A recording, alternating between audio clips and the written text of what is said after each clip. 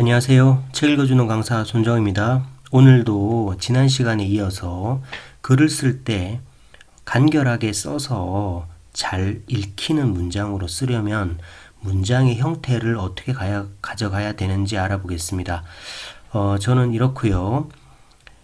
오늘 사례도 역시 장한월 선생님의 글쓰기 표현사전 또는 글 고치기 전략 등 장한월 선생님의 저서에서 문장 사례를 가져왔으니까요.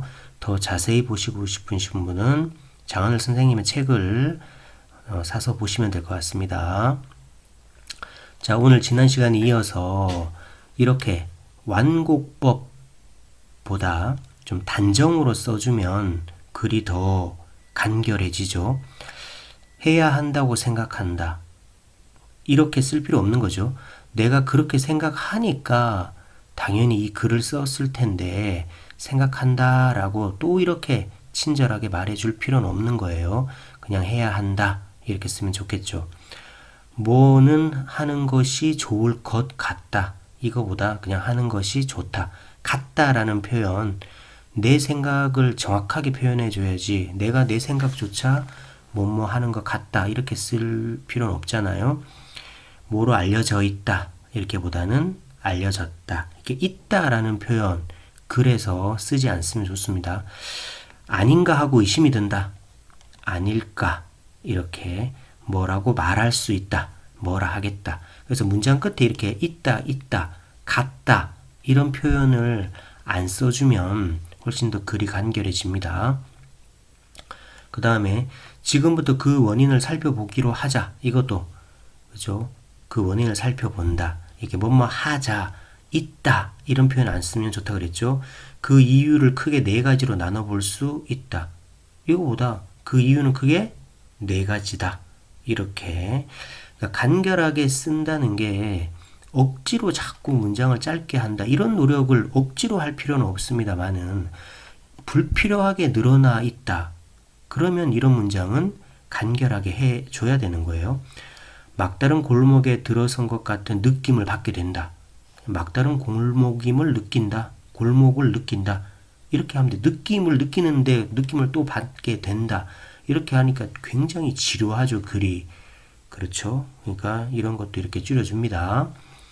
자, 그 다음에 이거 굉장히 중요한 얘기인데요. 우리가 글을 한 편 쓰면 글 속에는 수십, 수백, 수천 문장이 들어가잖아요.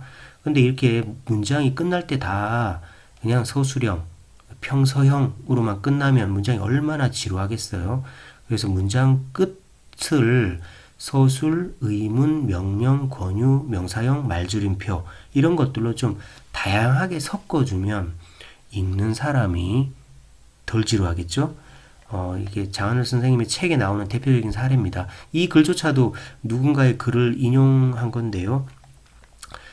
겨울이면 긴 잠에 드는 오소리 명사형으로 끝났죠. 추운 겨울에 먹이를 구하겠다고 눈 덮인 사냐를 헤매인다면 얼어 죽기 밖에 더할까? 의문형이죠. 오소리는 분명 부러운 존재다. 서술형이죠. 사람도 충분히 겨울잠을 자야 건강하다. 서술형이죠. 사람에게 겨울잠이란 무엇일까? 의문형이죠. 명사, 의문, 평서 이런 식으로 아니면 여기에 명령형, 권유형, 말줄임표 더 섞어 쓰면 좋겠죠. 그러니까 너무 많이 섞어 써도 좀 정신없을 수도 있겠지만 한 10줄 단위로나 이렇게 글 중간중간 한 번씩 섞어주면 읽는 사람이 아마 글의 재미를 더 느끼게 되겠죠. 자, 그 다음에 숫자는 기본적으로 아라비아 숫자로 씁니다. 나는 12살이다. 이렇게 쓰고요. 관용구나 역사적인 사건 이런 것들은 한글로 써줍니다. 50보, 100보 이렇게 숫자로 쓰지 않습니다. 50보, 100보. 30년 전쟁 이런 거 역사적인 사건이잖아요. 이런 것도 한글로 씁니다. 30년 전쟁. 3일 정신도 물론 뭐 숫자로 쓰기도 합니다만은 가급적 한글로 써준다. 이런 원칙들이 있습니다. 글에. 자, 그 다음에 쓰지 말아야 할 표현, 뭐 앞에서도 뭐뭐 있다, 한다 이런 거 쓰지 말라고 했듯이 나는 뭐라고 생각한다. 내가 하고 싶은 말은 이런 표현은 글에서 절대 써주지 않습니다. 왜냐하면 글 자체가 이미 나의 주장인데 그게 다 어차피 나의 생각인데 거기다 대고 또 나는 이렇게 생각한다. 내가 하고 싶은 말은 그죠? 하고 싶은 말이 있으니까 글을 썼을 텐데 거기다가 대고 또 이런 말들을 굳이 써줄 필요 없다. 뭐는 무엇이다. 이렇게 직접적으로 표현을 합니다. 뭐에 대해서 놀랐다. 이런 표현 써줄 필요 없습니다. 말하지 말고 보여줘라 라는 게 글의 대원칙이잖아요. 놀랐다라고 말하지 말고 놀라운 상황을 써주면 됩니다. 뭐 수만 명의 사람이 있었다. 이렇게 써주면 되는데 수만 명의 사람 때문에 나는 놀랐다. 이렇게 해줄 필요 없는 거예요. 그러니까 말하지 말고 보여줘라. 자, 그 다음에 어절감소입니다. 이것도 이제 줄여쓰기 원칙인데요. 사고 당시 아수라장을 설명하는 승객들의 말이다. 당시의 아수라장을 말한다. 이렇게 하면 많이 줄어들죠. 비록 바다 건너에서 일이지만, 바다 건너 일이지만, 듣기만 해도 아찔해진다. 듣기만도 아찔하다. 그러나 한편 얼마나 다행인가. 그러나 다행이었다. 그죠? 줄여도 충분히 의미 전달이 되잖아요. 줄입니다. 자, 그 다음에 보조용언 없애는 법입니다. 글을 고쳐보라는, 이거보다 고치라는, 분부를 지켜드려야 도리겠으나 그냥 지켜야, 줄여버리는 것도, 줄여버리는, 이거보다 그냥 줄이는, 늘려보는, 늘리는, 그죠? 망설이고 있지요. 망설입니다. 그죠? 그러니까 있다, 되다, 같다 이런 것만 없애고 단정법으로만 써도 글이 많이 간결해집니다. 자, 그 다음에 한 문장 안에 동일한 단어가 두 번 안 나오게 하는 건 글의 아주 중요한 원칙이죠. 우리 가족은 여름 캠핑에 익숙한 가족이다. 가족 두 번 나왔잖아요. 우리 가족은 여름 캠핑에 익숙하다. 이렇게 써줍니다. 그래서 중복과 반복은 구분해야 됩니다. 중복은 나쁜 거고 반복은 의도적으로 리듬을 살려주기 위해서 쓰는 겁니다. 유치원 선생님의 그리움이라는 시입니다. 파도야 어쩌란 말이냐. 파도야 어쩌란 말이냐. 임은 뭇같이 깠다 갔는데 파도야 어쩌란 말이냐. 날 어쩌란 말이냐. 반복이죠. 반복이 됨으로써 글의 맛을 살렸죠. 그러니까 반복은 글맛을 살리기 위해서 해주는 거고 중복은 글을 지루하게 만드는 나쁜 거다. 이렇게 구분을 좀 해주시면 좋을 것 같습니다. 사례 하나 더 보겠습니다.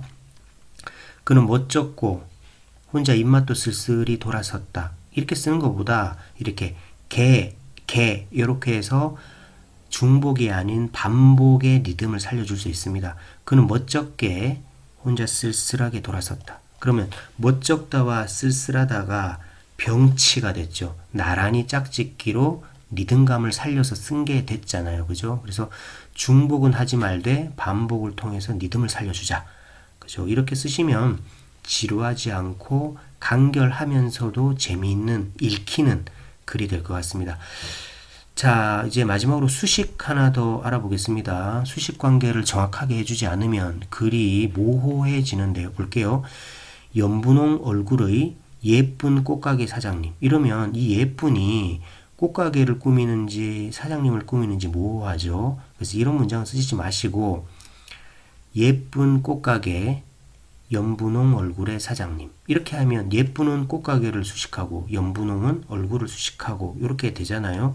이것도 눈이 까만 아름다운 청년, 눈이 아름다운 까만 청년, 그죠? 이런 식으로 정확하게 구분을 해주면 좋습니다. 자, 오늘 책 읽어주는 강사는 지난 시간에 이어서 간결하게 쓰기 한번 알아봤습니다. 고맙습니다.